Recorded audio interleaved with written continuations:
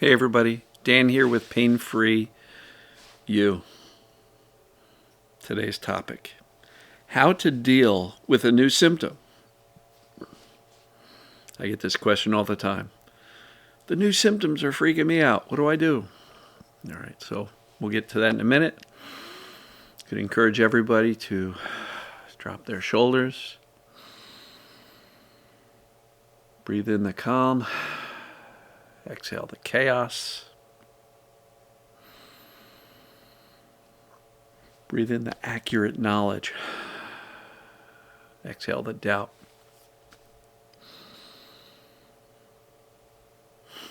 All right. So, how do I deal with a new symptom?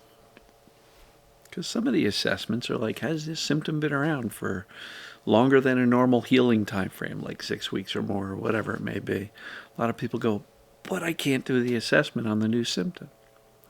So a couple of things. First of all, if you've had a history of mind-body symptoms, whether it be pain or otherwise, and you get a new symptom, first thing to check, what's going on in my life? Am I stressed out, fearful of something, dealing with something a little bit chaotic in life? Oh, new symptom, chaos in life, emotional upheaval, whatever. Most likely, ding, ding, ding, that's it.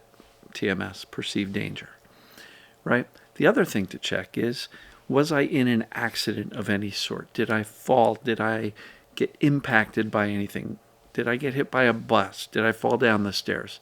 If the answer is no, ding, ding, ding, most likely it's just an onset of TMS. And disclaimer, if you feel like this new symptom is catastrophic, like chest pain, you haven't had your heart checked out, you got major chest pain, go to the hospital. You can't breathe, go to the hospital, call 911. Use your intuition. Does this feel really serious?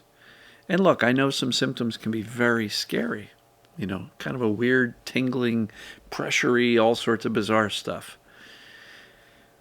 But is there much going on emotionally, stress-wise?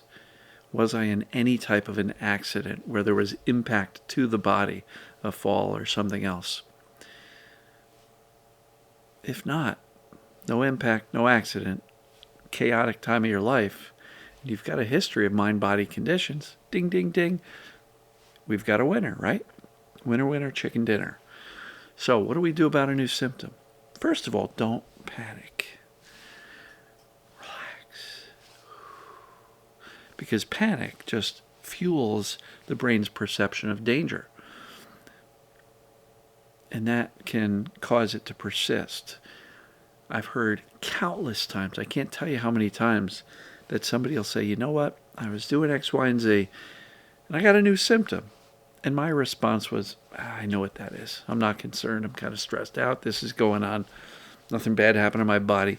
Not worrying about it. Hey, brain, cut it out. We're good. And the symptom went away pretty quickly. That's even more proof it was TMS, or the brain perceiving danger. Because if a stressful time can have the brain turn on an alarm system, and a calm response can turn it off, it's a great example of not just how the brain works, but that this, in this exact circumstance, is exactly what's going on for you. So if you want proof that the new symptom is TMS, respond as if it is.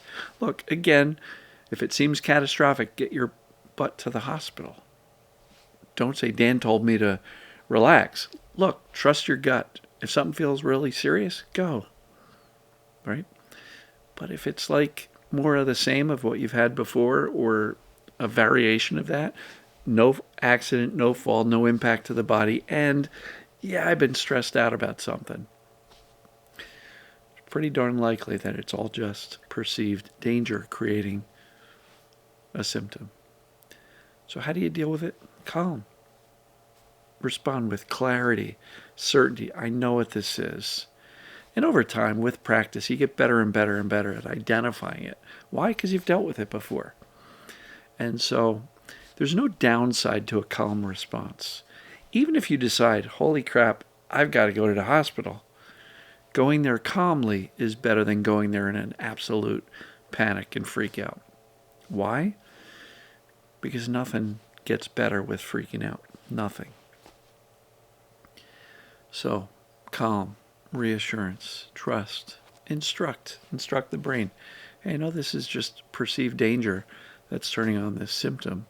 I'm not concerned with it. So let's go ahead and shut it off. So I know I'm going to be okay. And I'm unconcerned, unbothered by this symptom.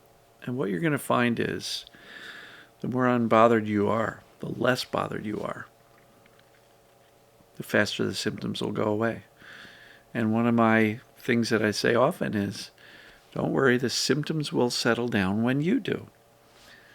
So I know, to be told, settle down might seem a bit dismissive and insulting. Settle down, right? And I don't mean it that way. Ah, darn it. Sorry about that. I had a timer for the oven. So yeah, I don't mean to be dismissive by saying settle down. But realistically, that's the way this human system works. If perceived danger is the indicator that turns on symptoms, then settling down, responding calmly, not panicking, being more towards unbothered is the solution to turn it off. So yeah, settle down, calm down, stop freaking out. Freak out less. Be less bothered. Move towards being unbothered. Clarity is the way this really gets easier. Because if you're certain what's going on, it's easier. New symptoms, a little more challenging to be certain, because if you ran it through the pain test or the FIT assessment, you might have a little bit of a second guess because it's brand new.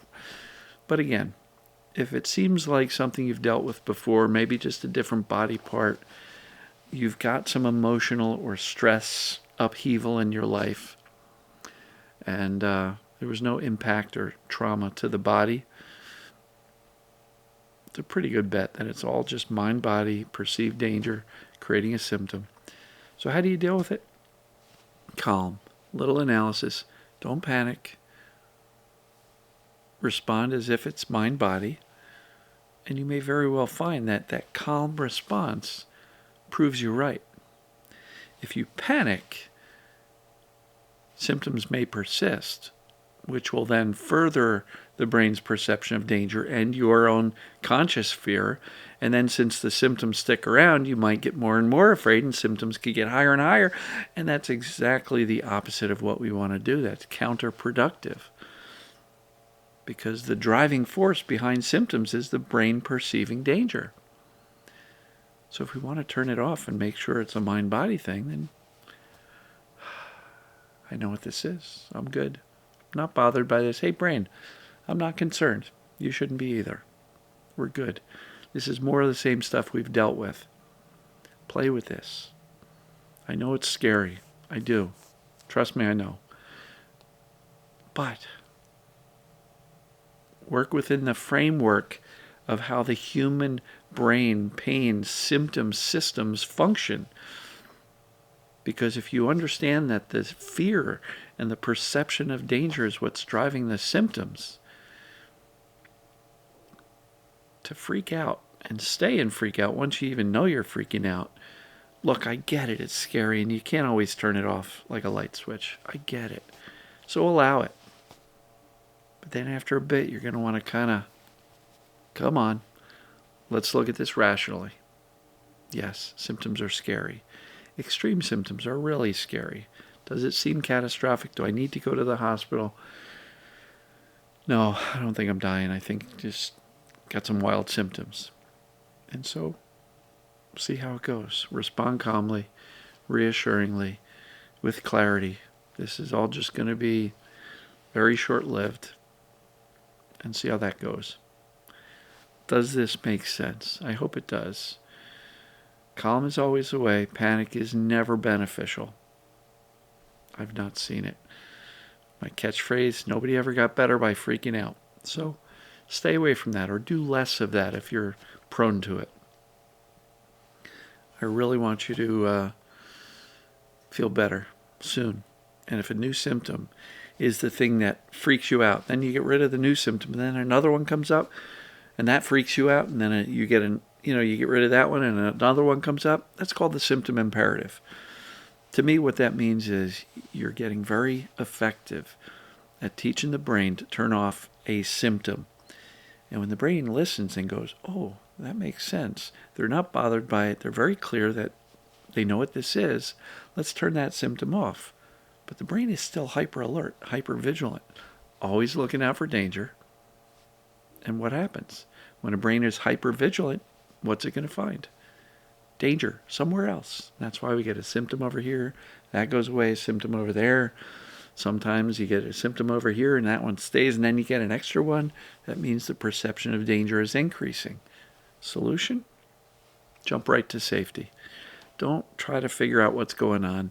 Look, if it's not clear and obvious that you hurt yourself physically in an accident or a fall, then you didn't. Some people say, well, maybe I slept wrong. I don't know, my jaw hurts. Maybe I slept on the pillow wrong. The body's not that frail or easily broken. Sleeping is not a dangerous activity. Walking to the bathroom is not a dangerous activity. Very few true injuries happen through such benign activities like daily life. So if that didn't happen, it didn't happen. And don't jump to the conclusion that that something did happen. The brain perceiving danger is what creates symptoms. Safety is what turns them off. Jump right to safety for new symptoms and existing symptoms. We don't have to figure anything out. Obviously, trust your judgment. Feels scary and dangerous like you're dying, get to the hospital. But once they've ruled out anything life-threatening, you rule in this mind-body condition. And one good way to rule it in is the assessments. But another good way to rule it in is a calm response and see if the symptoms settle back down. Once again, I love you. For everybody who's bought or is buying the book, thank you so much. I'm so thrilled that it is finally out. It's finally available.